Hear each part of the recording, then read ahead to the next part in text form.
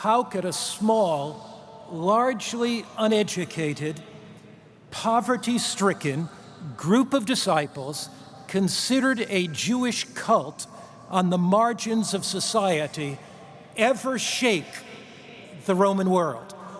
It seemed really impossible. The odds were against them.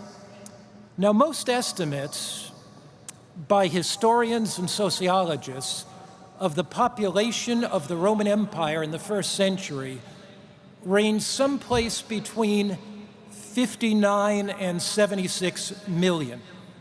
If you take the number of disciples that met in the upper room, 120, and you just take the average of 60 million in the empire, now I recognize there were more disciples than the 120, but just for getting us a ratio.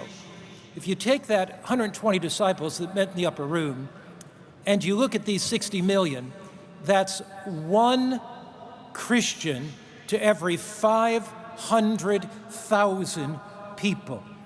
Now, the Greco-Roman culture was also steeped in pagan idolatry. Sexual immorality dominated society. The one thing the Romans did respect was military might. Brutality, bloodshed replaced civility and compassion. Gladiator fights in the Colosseum drew thousands of spectators, all too willing to cheer their final hero as the blood of his opponent spilled in the dirt. It was against this backdrop, this apparently impossible scene, that Jesus commissioned his disciples to go and to teach all nations. He promised his disciples the gift of the Holy Spirit to radically transform their lives so they could radically transform society. Christ must do something in us before he can do something through us.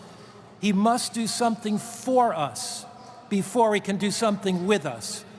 The Spirit must radically transform us before it can radically transform the world through us.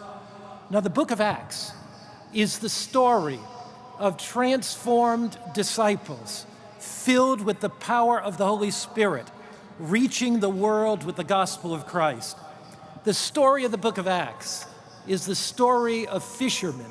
It's the story of tax collectors, of merchants. It's the story of men and women. It's the story of boys and girls changed by the Spirit who went out to change the world.